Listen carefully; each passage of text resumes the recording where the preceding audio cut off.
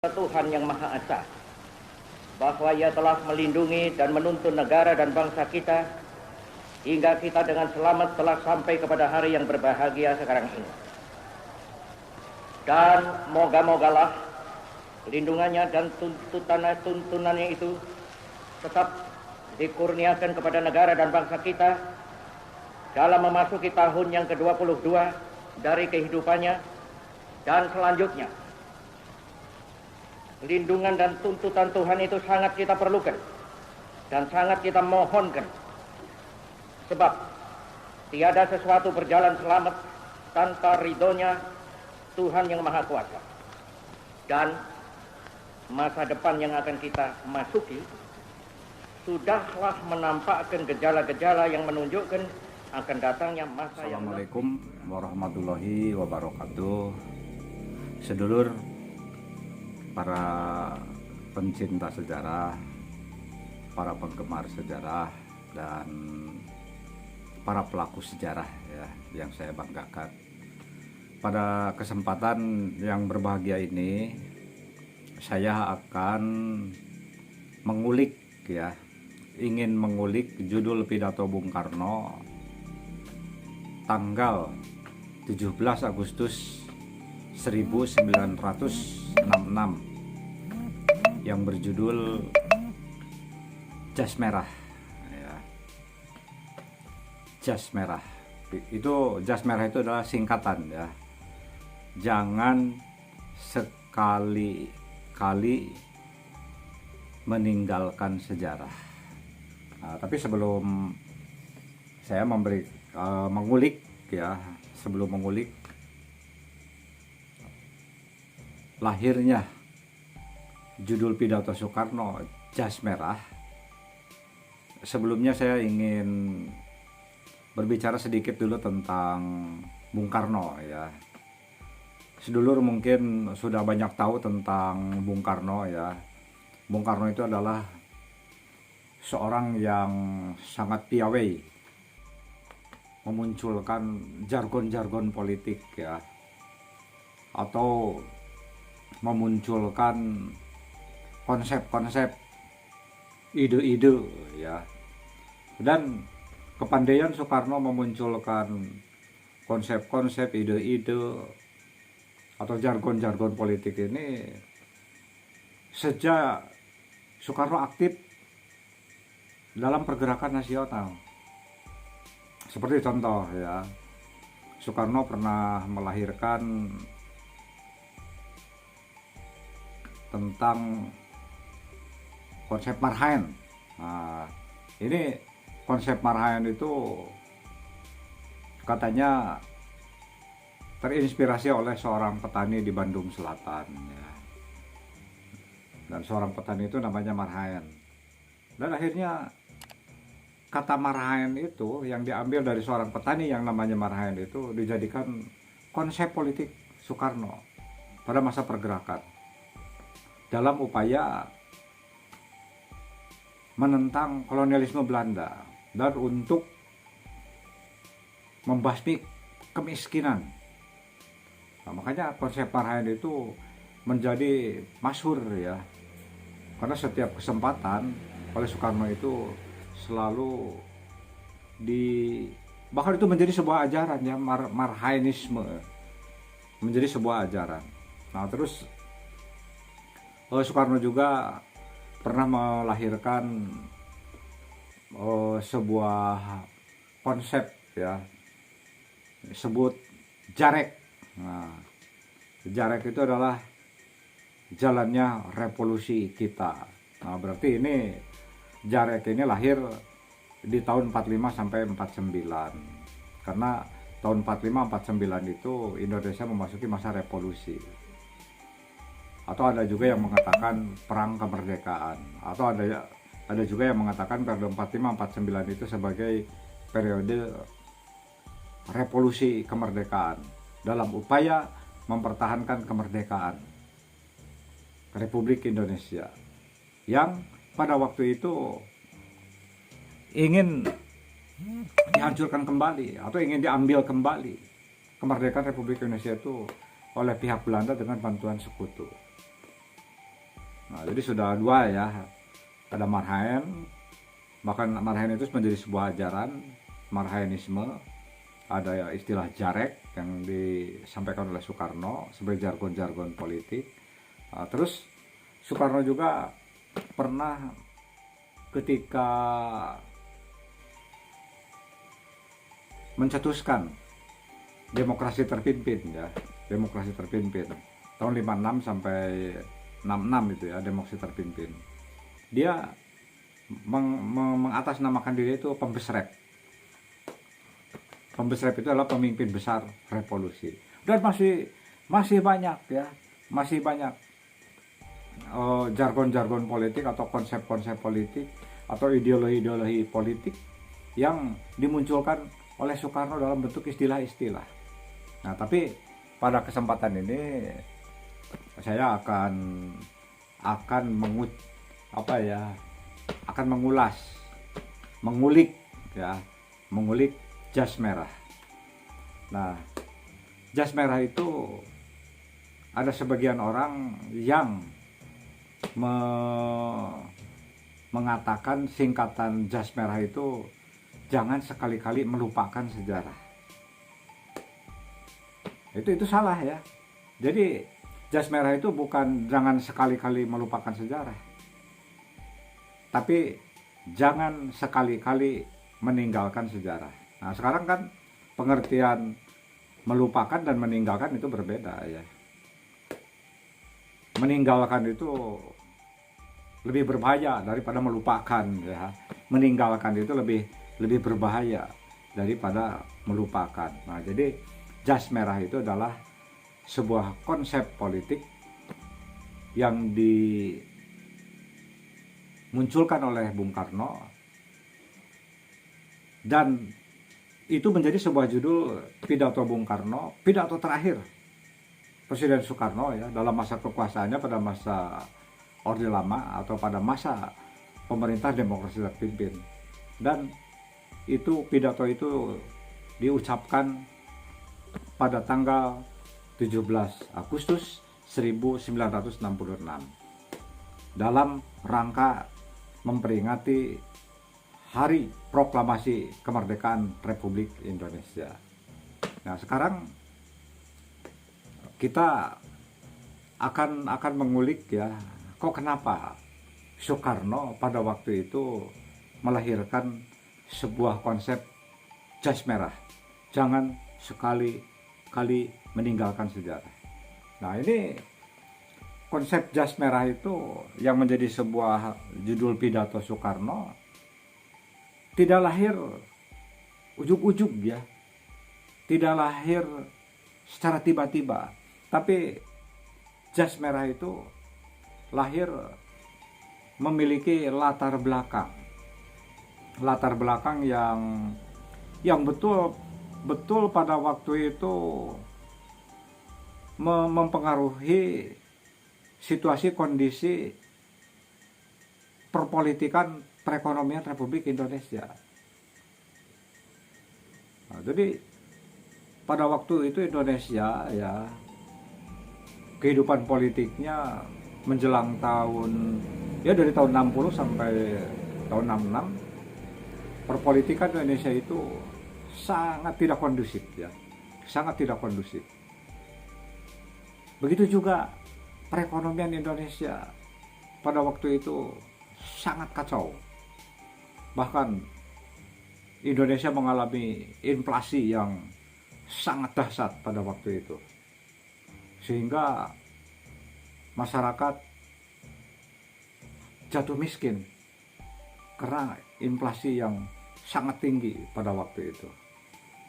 Nah, dan di samping itu ada yang juga sangat penting, tidak kalah pentingnya, sehingga nanti lahirlah konsep atau pidato Soekarno itu jas merah ya. Ya, salah satu diantaranya yang juga mempengaruhi pada waktu itu karena bangsa Indonesia itu nyaris disintegrasi ya, disintegrasi. Nah, terjadinya arah-arah ke disintegrasi bangsa karena pada waktu itu satu, Soekarno itu lebih mengedepankan politik sehingga mengabaikan ekonomi. Nah, karena rakyat Indonesia banyak yang jatuh miskin, ya ini menjadi latar belakang lahirnya kemiskinan. Ekonomi sangat terbelakang, lahirlah kemiskinan. Itu kan logikanya seperti itu ya. Nah, sehingga masyarakat itu menjadi hilang kepercayaan kepada pemerintahan.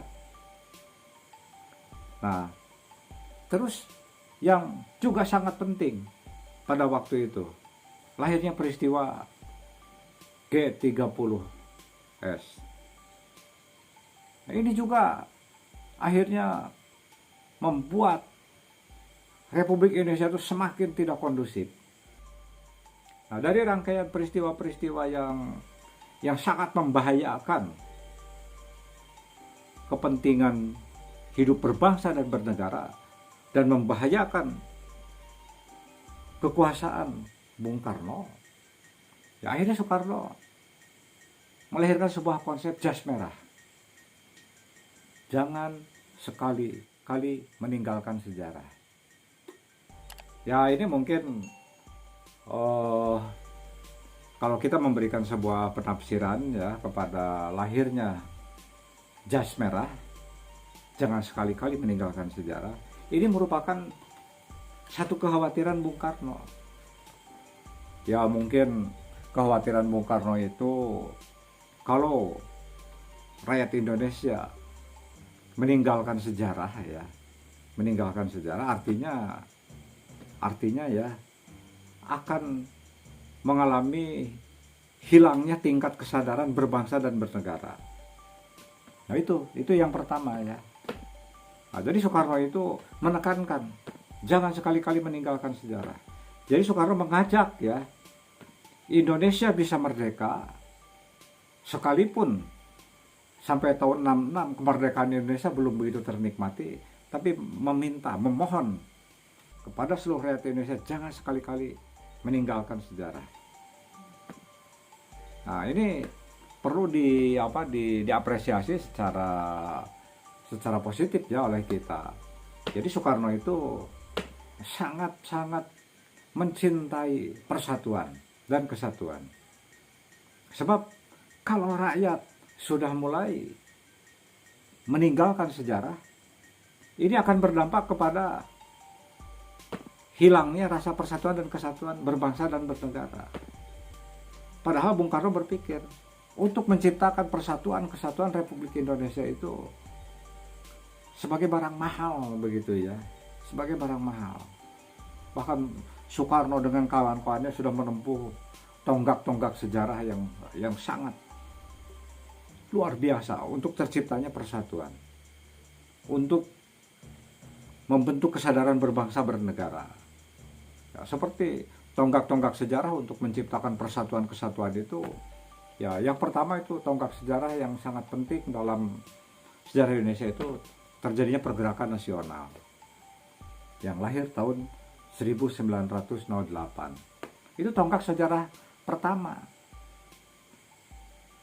untuk menciptakan kesadaran berbangsa bernegara yang kemudian dia dapat diperoleh tanggal 17 Agustus 1945. Nah, terus tonggak sejarah yang kedua dalam rangka menciptakan persatuan kesatuan bangsa untuk mengusir penjajahan Belanda itu ya akhirnya Sumpah Pemuda. Dengan melalui Sumpah Pemuda, masyarakat Indonesia pada umumnya ya, khususnya para pemuda tersadarkan bahwa kalau Indonesia ingin mengusir penjajahan Belanda ya harus bersatu ya, harus bersatu. Sekalipun Indonesia merupakan negara kepulauan ya, 13.000 pulau dan terdiri berbagai etnik, suku bangsa ya, budaya yang berbeda-beda, tapi mulai Sumpah Pemuda harus disatukan karena mustahil Indonesia bisa mengusir penjahat Belanda kalau tidak dalam kondisi tidak bersatu.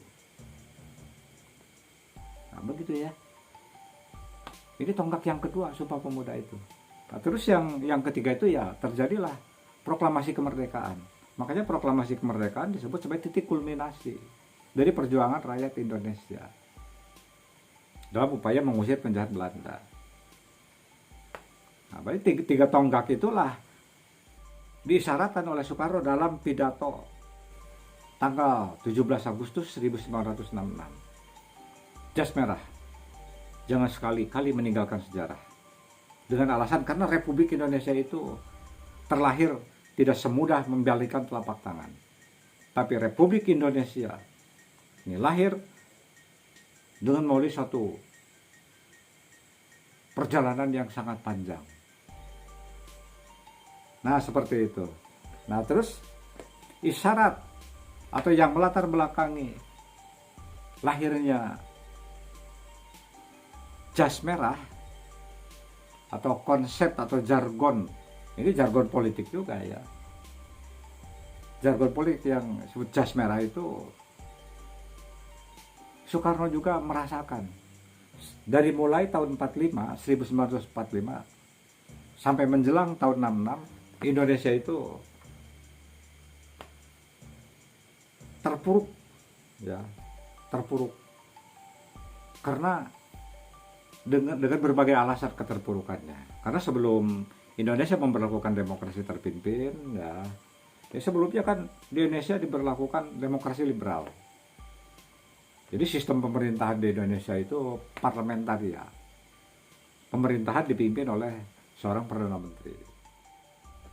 Bahkan dalam waktu yang relatif singkat ya, dari tahun 50 sampai tahun 56 Indonesia itu beberapa kali pergantian kabinet, berarti pergantian Perdana Menteri ya. Nah, karena sistem demokrasi liberal ini dianggap oleh Soekarno tidak cocok untuk diterapkan di Indonesia, karena memang sistem demokrasi liberal itu adalah produk dari Eropa Barat ya.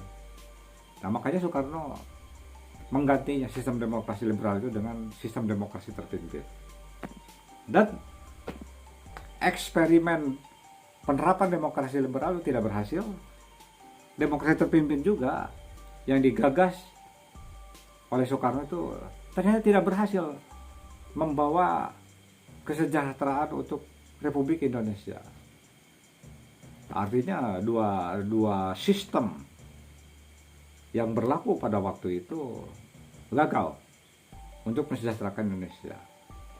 Nah, sehingga masyarakat itu sangat jauh dari kesejahteraan, sangat jauh dari rasa aman, nyaman, atau bisa dikatakan Indonesia tidak kondusif ya. Nah, Soekarno karena beliau itu sangat cinta kepada persatuan dan kesatuan bangsa, dan dia sendiri adalah sebagai arsiteknya dalam menciptakan persatuan kesatuan bangsa. Seperti contoh ya, kenapa saya katakan Soekarno sebagai arsitek dari persatuan kesatuan. Soekarno ketika berjuang tidak pernah melepas peci ya. Kata Soekarno, kenapa saya harus pakai peci ya? Ini sebagai lambang nasional, lambang persatuan gitu ya. Soekarno tidak pakai belangkot kan.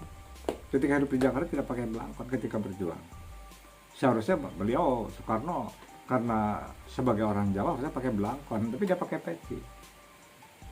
Dia pernah mengatakan bahwa saya pakai peci ini lambang persatuan. Nah, jadi melihat dari latar belakang sebelum lahirnya kata jas merah, Indonesia itu kan tadi dijelaskan mengalami keterpurukan di berbagai sektor, di berbagai lini, di berbagai bidang. Ya, secara garis besarnya keterpurukan di bidang politik, di bidang ekonomi. Bahkan nyaris Indonesia itu terpecah karena sebelumnya terjadi apa yang disebut dengan gerakan separatisme daerah. Nah, terinspirasi oleh berbagai kejadian-kejadian seperti itu, Ya akhirnya Soekarno melahirkan kata jas merah. Jangan sekali-kali meninggalkan sejarah. Artinya kalau bangsa Indonesia meninggalkan sejarah perjuangannya, ya, sejarah perjuangan dari bangsa Indonesia, jadi keterpurukan itu akan semakin membahayakan untuk eksistensi Indonesia. Nah seperti itu ya. Jadi perlu saya simpulkan ya bahwa jas merah itu adalah jangan sekali-kali meninggalkan sejarah. Jadi ada yang mengatakan jangan sekali-kali melupakan sejarah itu salah ya, karena meninggalkan dengan melupakan itu berbeda ya. Jadi derajatnya meninggalkan itu lebih berbahaya daripada melupakan. Dan lahirnya jargon politik jas merah gitu ya, itu tidak lahir ujug-ujug, tapi dilatar belakangi oleh berbagai dimensi. Tadi dikatakan ya dimensi politik, ekonomi, dan dimensi-dimensi yang menaunginya pada waktu itu. Sehingga Soekarno berpikir, karena dia sangat mencintai Republik Indonesia, menyerukan baik kepada para pejabat, baik kepada kalangan militer, kepada masyarakat, kepada siapapun rakyat Indonesia, statusnya jangan sekali-kali meninggalkan sejarah. Nah, sekian saya mencoba mengulik atau memberikan tafsir terhadap jas merah ya. Wassalamualaikum warahmatullahi wabarakatuh. Surat perintah 11 Maret itu mula-mula dan memang sejurus waktu membuat mereka bertampik sorak-sore kesenangan. Dikiranya SP 11 Maret adalah satu penyerahan pemerintahan. Dikiranya SP 11 Maret itu satu transfer of sovereignty, of authority. Padahal tidak. SP 11 Maret adalah satu perintah pengamanan. Perintah pengamanan jalannya pemerintahan. Pengamanan jalannya ini pemerintahan. Demikian kataku pada waktu melantik kabinet. Kecuali itu, juga perintah pengamanan keselamatan pribadi Presiden. Perintah pengamanan wibawa Presiden. Perintah pengamanan ajaran Presiden. Perintah pengamanan beberapa hal. Dan Jenderal Soeharto telah mengerjakan perintah itu dengan baik. Dan saya mengucap terima kasih kepada Jenderal Soeharto akan hal ini.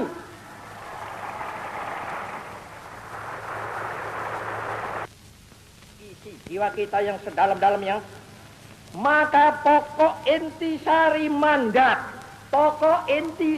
mandat yang saya terima dari MPRS ialah membangun bangsa, nation building, dari kemerosotan zaman kolonial untuk dijadikan satu bangsa yang berjiwa, yang dapat dan mampu menghadapi semua tantangan. Satu bangsa yang merdeka dalam abad ke-20 ini. Itulah intisari pokok daripada mandat MPRS kepada saya. Sesungguhnya toh bahwa membangun satu negara, membangun ekonomi, membangun teknik, membangun pertahanan adalah pertama-tama dan pada tahap utamanya membangun jiwa bangsa. Bukankah demikian? Sekali lagi, bukankah demikian? Tentu saja keahlian adalah perlu, tetapi keahlian saja tanpa dilandaskan pada jiwa yang besar tidak akan dapat mungkin akan mencapai tujuannya. Inilah perlunya, sekali lagi mutlak perlunya nation and character building. Sudah terang, gestok kita kutuk.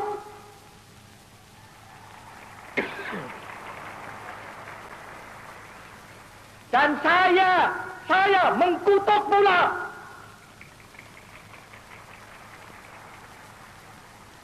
Dan seperti sudah kukatakan berulang kali dengan jelas dan tandas, yang bersalah harus dihukum Untuk itu aku bangunkan Mahmiluk. Tetapi kenapa kita sesudah terjadinya gestok itu harus robah haluan? Kenapa kita sesudah terjadinya gestok itu harus melempar jauh beberapa hal yang sudah nyata baik? Tidak. Pancasila, Panca-Ajimat, Trisakti harus kita pertahankan terus, malahan harus kita pertumbuhkan terus.